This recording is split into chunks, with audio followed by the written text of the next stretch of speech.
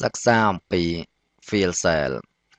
field cell គឺជាការចាក់ផ្ទៃខាងក្នុងដូចជាពណ៌ម៉ូដនិងគំនូសខ្វែងផ្សេងៗ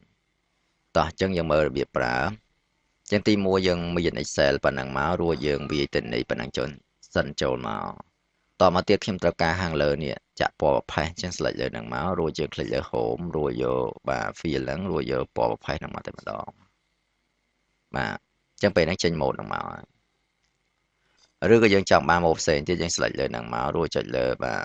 setting ហ្នឹងរួចពាក្យ more color អញ្ចឹងពេលហ្នឹងវាមានចេញពណ៌ច្រើនមែនទែនណារាប់ម៉ឺនពណ៌ចឹងនេះដូចគ្នាដែរគឺយើងអាចរើសពណ៌ណាក៏បានដែររួចចុច OK តែម្ដងអញ្ចឹងវាចេញពណ៌ហ្នឹងមកចុះយើងចង់ឲ្យវាធម្មតាវិញយើង select លើហ្នឹងមករួចយើង click លើបាទ field ហ្នឹងមករួចយកពាក្យថា no field អញ្ចឹងពេលហ្នឹងអត់មានពណ៌ទេតោះអញ្ចឹងឬក៏ម្យ៉ាងទៀតយើងមើល select ហើយយក font dialog box ហ្នឹងរួចចុច fill tab រួចជ្រើសរើសតែម្ដងអញ្ចឹងឧទាហរណ៍ម្យ៉ាងទៀតយើង select លើហ្នឹងមករួចយើងយកពាក្យនេះ font dialog box រួចយើងចុចលើ fill tab នេះរួចក៏យើងរើសពណ៌នេះមកតែម្ដងមករួចចុច OK យើងវាចេញមកហ្នឹងតោះអញ្ចឹងដូចគ្នាដែរកន្លែង total យើងត្រូវការបាទ mode ផ្សេងទៀតយើង select លើ mode ហ្នឹងមករួចចុចលើបាទ alignment នេះក៏បានដែរគឺវាចូលមកដល់បាទ field នេះតែម្ដងរួចហើយគឺយើងចាប់ដើមបាទមើល mode នេះ field effect នេះ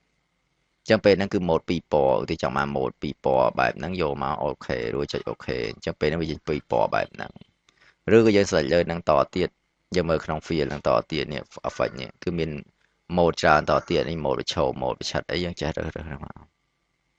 រួច OK មកបាទរួច OK ទៀតអញ្ចឹងវារាងសកដាល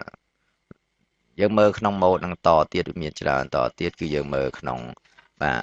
នេះវិញ more color គឺវាមាន mode ពណ៌ច្រើនចេះបាទបាទឬក៏ក្នុងមួយទៀតគឺ pattern color អញ្ចឹងយើង click លើ pattern color មកឧទាហរណ៍ខ្ញុំរើសពណ៌ក្រហម